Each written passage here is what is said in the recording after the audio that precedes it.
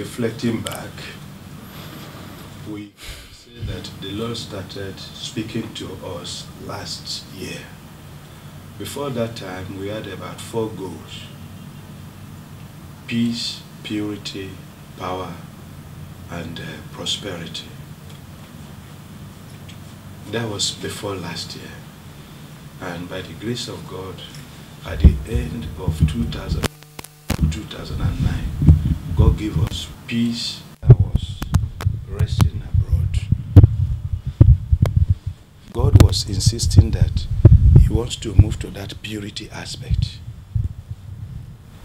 And for us to have the peace was a very difficult in itself.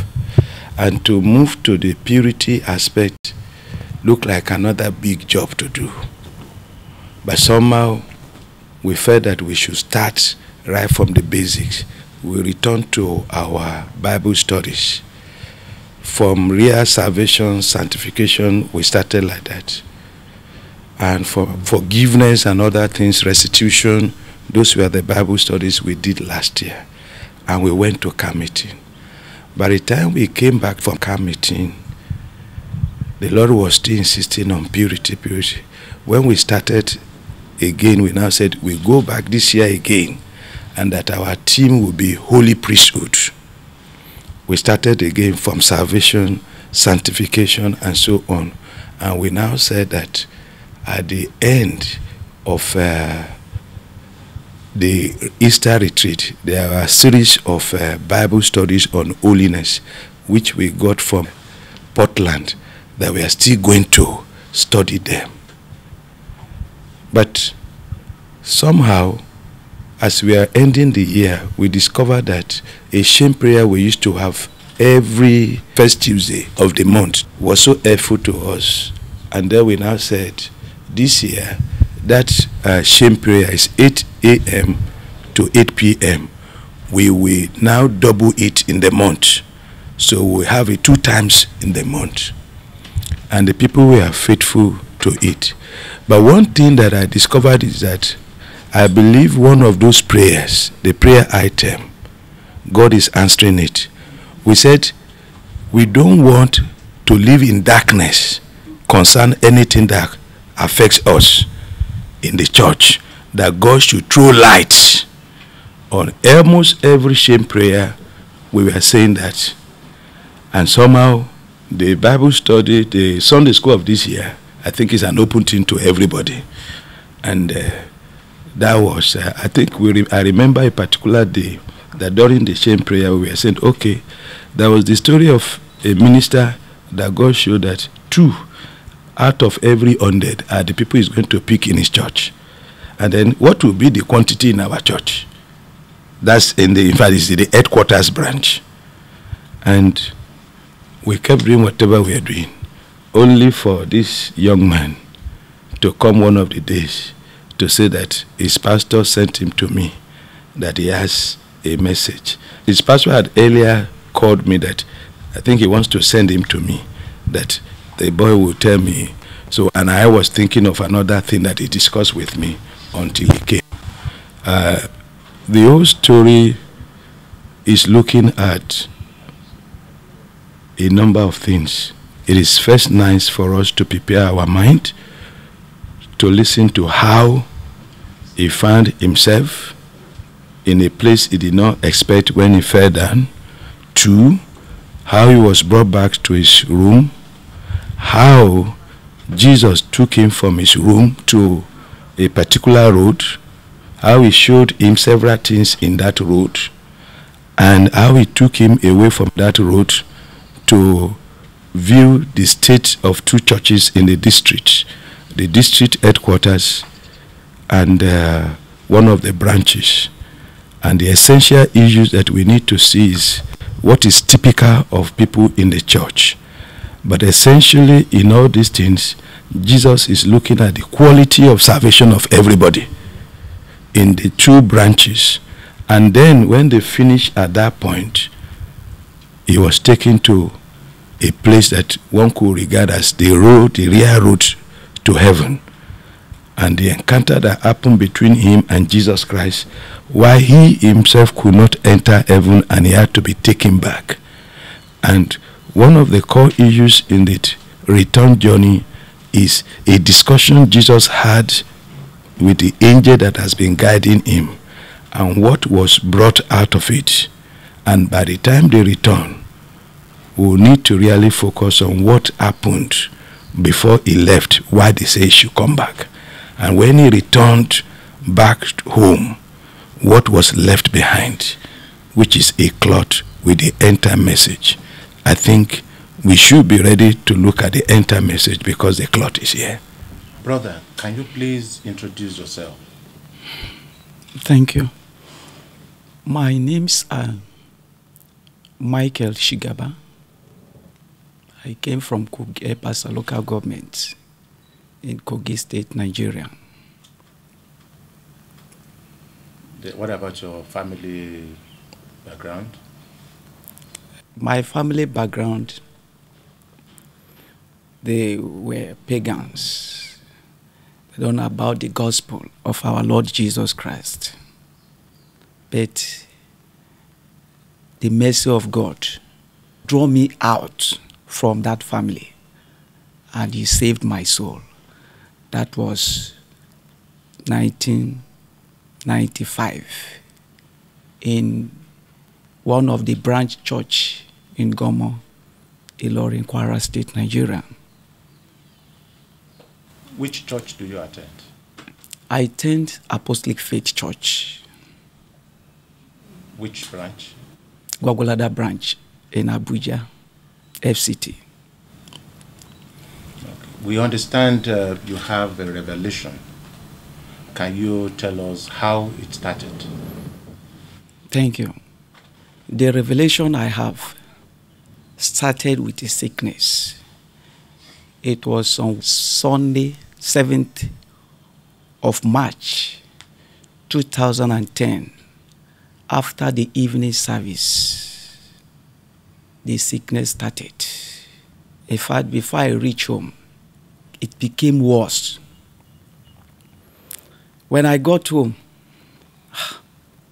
then that time my wife traveled to Zaria, and I remained alone. So that very night, I was telling God that please come and heal me. Even someone that will help me, that is my wife, she's not around. But you are always around, so come and heal me. The following day, being Monday, the sickness became worse. I was so weak, there is nothing I can do on my own. Around 12 p.m., one of our brother came. He prayed with me. He said, Jesus is going to heal you. I should not worry. After the brother left, it became worse. On Tuesday, that is the day that I was about to resume. How will I do it? I have to force myself to report in the office. Immediately I got to the office, they look at me. Some of my colleagues say, Mike, you are sick because we can see it. Why can't you rest at home? I said, if I stayed at home, nobody will take care of me. So it's better for me to come around. It's okay, why can't you go to the hospital? I said, no. Even if I open my mouth, those that knows me, they say, no, Mike will never go to hospital. Let him just rest. And there I rest. On Wednesday, which is the 10th of March, they used our staff bus. They took me back to the house. When I entered my home, I started praying. I told God that, God, I don't know what to do, but He knows everything. Just come and heal me. Around 4 p.m., I came out from my sitting room to the kitchen just for me to have a glass of water. After I drank that water, I was going back. One of my right leg hit the step of the entrance. In fact, I don't know how I would describe this God of heaven. I fell down and my head went straight to the center table, which is a mirror like this. And immediately I fell down. Do you know where I found myself? I opened my eyes on top of my mommy's grave in the village at Kogi State. That is Oden Pastor Local Government. Where am I? Is it a dream? I look round. This is my mommy's grave. The woman just passed away on 13th of February this year. After some time, the whole place became dark. Very dark. And everywhere silent. I said, what am I doing here? After some minutes, I saw a bright light. Very bright. In fact, I cannot control my eyes. I cannot look at that brightness. I have to use my right hand and cover my face. I said, what is happening? After some minutes, I saw a man with white garments, very tall, and he was holding a sword in his right hand. He was coming towards me. And when he came where I was, he looked at me.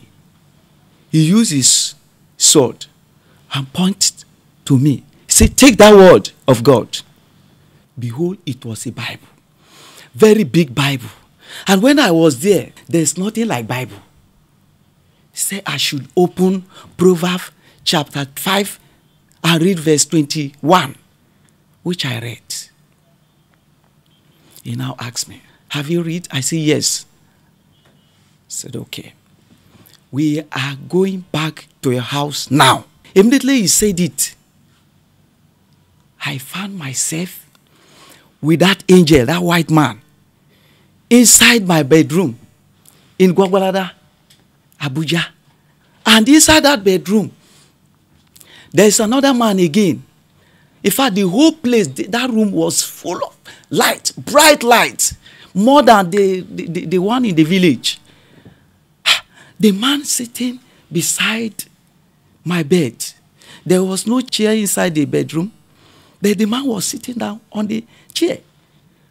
In fact, this man with white garment. In fact, the garment is so white, whiter than the other one. And the face was so bright. I cannot look at his face. He now asks the angel, said, are you back? The angel bowed down. I said, yes, I'm back, master. He said, okay. He called my name. He said, Mike. I said, sir. He said, do you know who is talking to you? I said, no, sir. He smiled. He said, you don't know me, but you have my picture in your house. But you don't know me. I am the master. I am Jesus. Immediately he said, I am the master, I am Jesus. I became weak.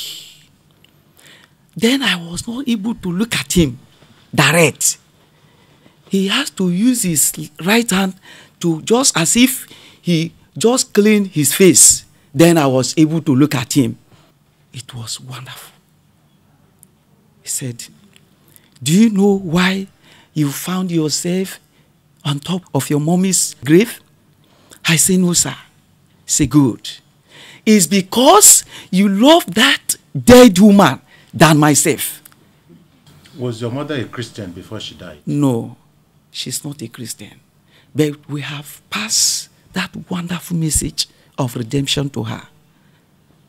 I say, sir, I was about, he said, no, just with a gentle voice. In fact, I can't describe how that voice is. Very gentle. He said, no, don't argue. Yes. And right then, I know that yes. He said, what he used to do for me, since you came back from your mommy's burial, you have stopped doing it. You used to pray for 30 minutes every day for the work of God. Have you been doing it? I say, no, sir. What about the highways, the tracts that used to give people even at home, in the place of work. Have you been doing it? You have been doing it secretly. Nobody knows. But we keep the record. I was speechless. I was just looking at him. He said, Mike, with smile. He said, that is why you found yourself on top of your mommy's grave. Because you love her more than me. Now, we are going for a long journey. Immediately he said, we are going for a long journey. My mind think of money. I now open up. I said, sir, there is no money I have. The only money I have is 2,000 inside my Bible. He looked at me and he smiled.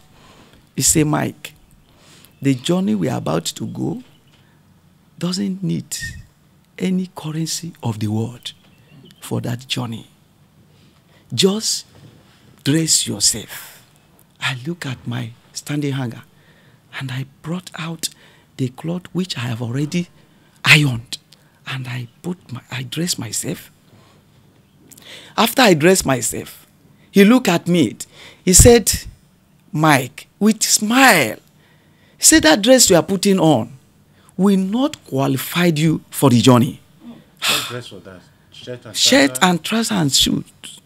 I said, sir. He said, no problem, don't worry. I am going to dress you well. I said, immediately he said, don't worry, I am going to dress you well. Ha!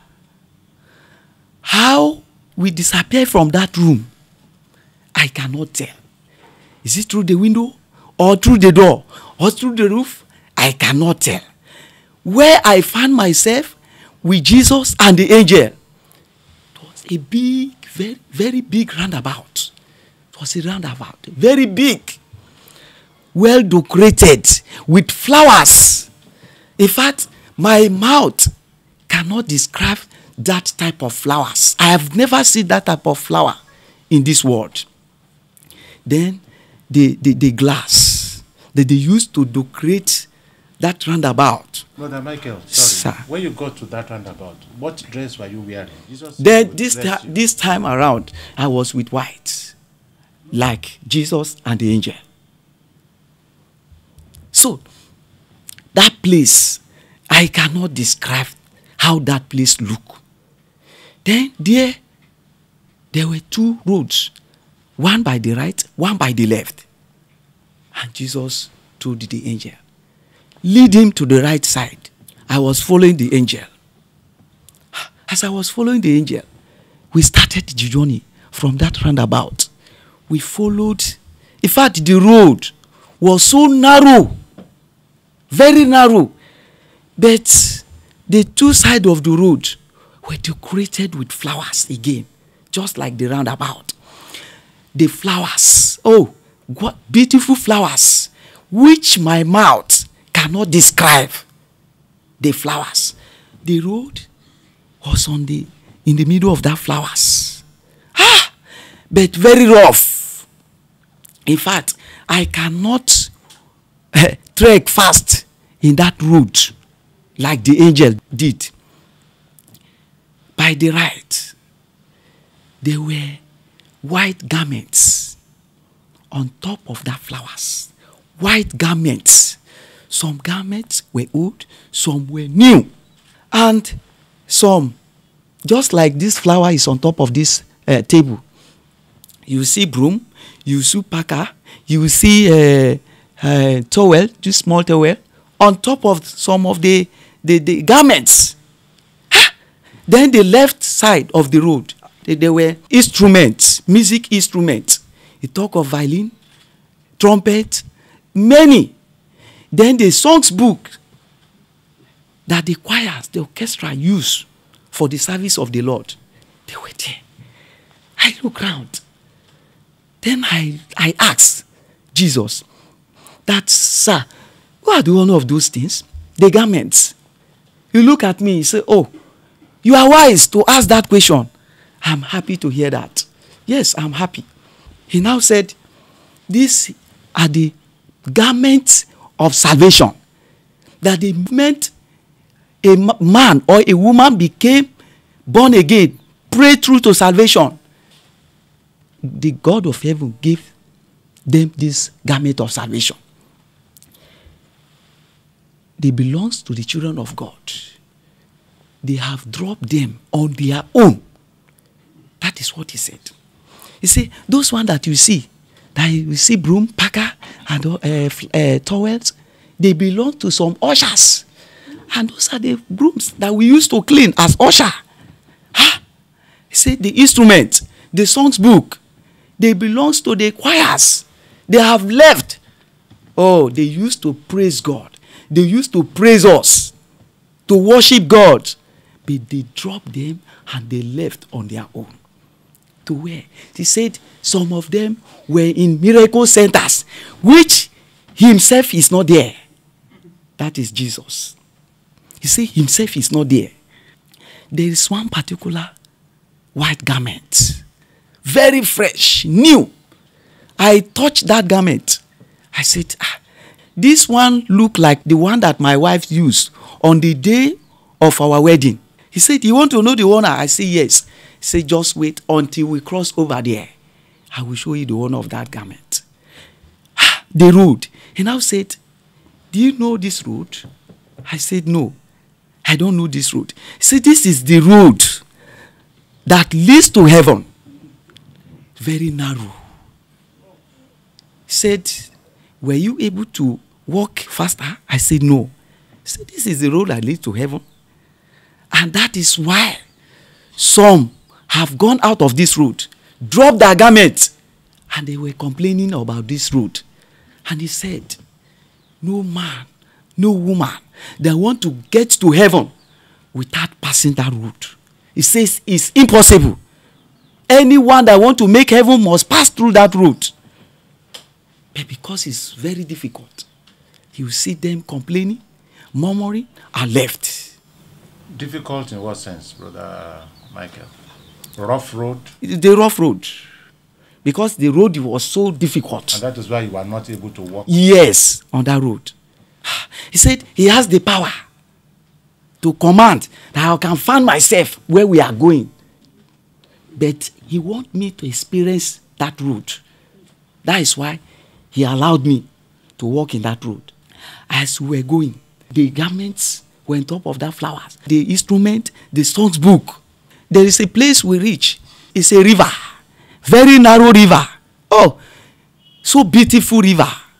In fact, you will say maybe 3 years old child can cross that river. When we got there, Jesus crossed and the angel crossed. But I tried to cross. I could not cross. Jesus was just telling me, just cross. I tried. No way, I cannot cross. He looked at me.